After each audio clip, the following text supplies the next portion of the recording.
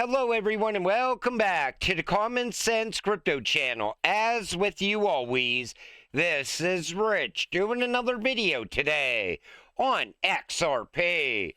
So I hope you're all having a wonderful day today, wherever you are in this great world. We're going to talk about XRP. And I got to start with this from you today. 200,000 plus XRP payments. Fundamental. 30% network spike spotted on the XRP ledger. So we know that transactions are even amping up on the XRP ledger as well. We know the ETFs are taking a lot of XRP out of circulation. We know there's more XRP treasuries that are also going to be created. But why is it not reflected in the price of XRP? Why is the price not rising with all this momentum? I think it's a combination of a couple of things. First of all, you have the ETF issuers like Franklin Templeton and so on. I think they want to keep the price of XRP as cheap as they possibly can so that they could acquire XRP at cheap prices. But it goes beyond that. We're still following Bitcoin. And what's happening there? OG Bitcoin holders are selling off. A lot of the Bitcoin ETF inflows are becoming outflows now. So the money's moving away from the Bitcoin ETFs into other ETFs, bringing the price of Bitcoin down, bringing down the price of XRP. I think there's a lot of market manipulation in this space as well. But when is it all going to end? And when are we going to see the price of XRP show its actual value? I think it will all start with regulations. Once regulations are in place, I think the market manipulation will end. But eventually, you could only hold a cryptocurrency like XRP down for so long. Eventually, it is going to break out. This comes from Yuto at Bank of Japan. We have confirmed directly from the upper management that Ripple is building a zero-knowledge proof-based identity verification system on the XRP ledger. This will establish XRP ledger's position as the primary infrastructure for the tokenization of the Japanese economy. You know, everybody looks at the United States. They're like, well, this is going to be very big if the U.S. does this. But you got to look beyond the United States. We're going to see value from all around the world come into the XRP ledger. What we're witnessing is a global event happening. Tokenization is not just going to be big in the U.S., it's going to be big worldwide. Everybody is going to want to capitalize on tokenization. And the XRP ledger is going to take on a lot of that value. Top Ripple executive says XRP must learn from Solana before it's too late. So Luke Judges, Ripple Global Partner Success Lead and Director, recently addressed misconceptions about his past involvement with Solana. The executive clarified that joining Ripple does not mean abandoning respect for other blockchain ecosystems. So what he wants to do is look at the strengths and weaknesses at Solana and apply those strengths to the XRP ledger.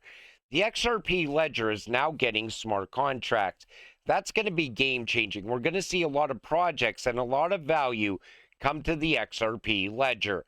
He also wants to address concerns about decentralization and network security as well. But that is a very good idea. You look around this space and you look at the issues at some of these other blockchains have, these other networks, and you take the strengths from those networks and you apply to the XRP ledger, and all of a sudden the XRP ledger only gets stronger and only sees more value being onboarded over time. But that's a great approach on how to build up the network to make it even better. This comes from Reese Merrick, and I thought this was a great post. It puts it into perspective. Back in the 2000s, texting was a cash cow with carriers charging something like 10 cents to 20 cents per SMS, or sold in bundles of 500 texts for $10 to $20 per month. Globally, SMS revenue peaked at over $100 billion per year. Then WhatsApp launched in 2009 as a cheap cross-platform alternative that used your data plan instead of the SMS system. By 2014, it had 500 million users. By 2018, over 1.5 billion. Now in excess of 3 billion people use it on a monthly basis. People realized they could send unlimited messages, photos, videos, voice notes for free, or just the cost of mobile data, which was falling fast. Crypto will do for payments what WhatsApp did to SMS, and Ripple are ready for it. You know, that puts it into perspective where Ripple is going from here. And I'm telling you, that's what the world wants. They want that instant gratification. They don't want to wait days for a payment to happen. They don't want to pay astronomical fees either. And they want to get confirmation in a matter of seconds whether or not that transaction even happened. Imagine sending a transaction on a Friday and hoping that on Monday it shows up. But here's the difference with RippleNet and XRP. You could figure out whether that payment went through or not before you even hang up the phone. That's how fast it happens. And that's why blockchain and crypto and Ripple and XRP are the future. Michael Branch says code for XRP is scarce and difficult to acquire. CEO Jean-Marie Mognetti reportedly said large institutions now dominate most inflows, creating a landscape where new entrants struggle to stand out or operate at profitable margins. This is why CoinShares walked away from the spot ETFs. And it wasn't just the XRP ETFs, it was also the Solana ETFs and the Litecoin ETFs as well. But think about like this. Giants in this space are always going to capture the most money, especially if BlackRock was to file for a spot XRP ETF right now. You know how much money they would bring in through inflows? Right now, it seems like Franklin Templeton is leading the way. But believe it or not, Canary pulled in more than Franklin Templeton so far. I'll talk more about that in a minute. But that's why they backed out. Think about it like this. If you're trying to compete with like the big box stores, at some point you just can't compete with them and it puts you out of business. So CoinShares probably pulled the trigger figuring, why should we even begin doing this if it's only going to drain us of money over time? And Nate Garossi says, why first mover advantage can be so important in the ETF space. Canary just issued press release stating that XRPC is larger than all other spot XRP ETFs combined. What we're seeing with XRPC is more than early adoption. It's validation of where investor demand is heading. And everybody's anticipating 21 shares to be the biggest of them all. And that just went live today. But this shows you how first mover advantage in this space can be game changing. Like I always told you, the reason that the Bitcoin ETFs did so good is because it got first mover advantage. Same thing with everything else that happens for Bitcoin. It's because it always got first mover advantage.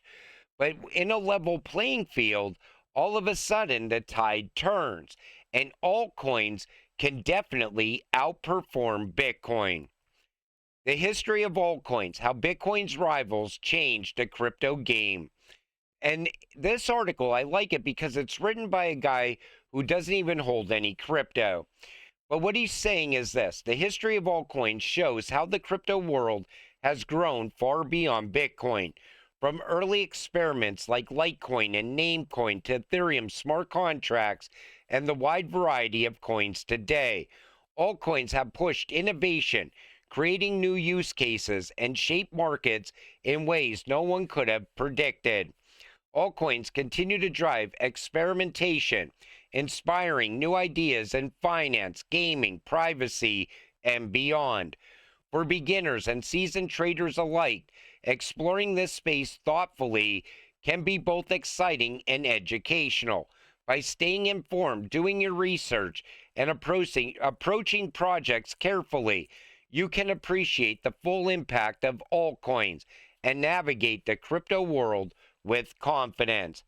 What I think is happening right now is this.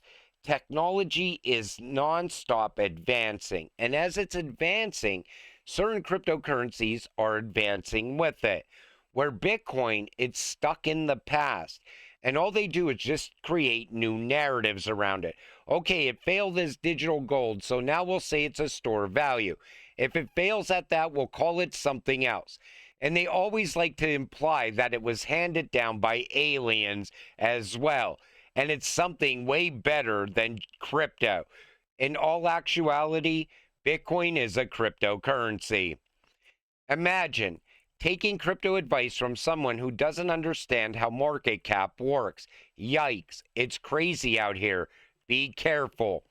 Imagine taking advice from someone that thinks market cap actually matters in crypto and relies on the past to show you where we're going to go from here. The past repeats itself until it doesn't. It's the same thing with the 4-year cycle. It would repeat itself until it doesn't. And the 4-year cycle is now ending. And the narrative of Bitcoin being up forever, it's going to end with the advancement of technology and the rise of the new financial system. XRP set for a 10x rally. 2017 pattern repeats. Even this, everybody's looking to the past to see where XRP can go in this run. Because the 2017 run was absolutely euphoric. It was incredible. People expected XRP to go to a quarter, and it went to $3.84. But this time around, XRP is so much bigger. People don't realize that. Ripple has put so many rails in place all around the world since 2017. Ripple made acquisitions since 2017. They became a well-rounded company that is just creating more and more utility for XRP. Plus, back in 2017, everything was based on hype. The institutions were not in this space yet. They weren't even looking at this space back then. Now the institutions are here. Nothing's holding XRP back. So that's why I think XRP is going to go to some very shocking price points in this run. Everybody's expecting XRP to go conservatively somewhere between $20 and $30. So if you were to base it off of 2017, when people thought it was only going to a quarter, I think there's a chance XRP not only breaks above $100, but maybe even above $300. Nobody really knows for sure. But think about scarcity and other things that can play a factor in this run. Who knows what's going to happen? One thing I do know is a breakout is eventually going to begin.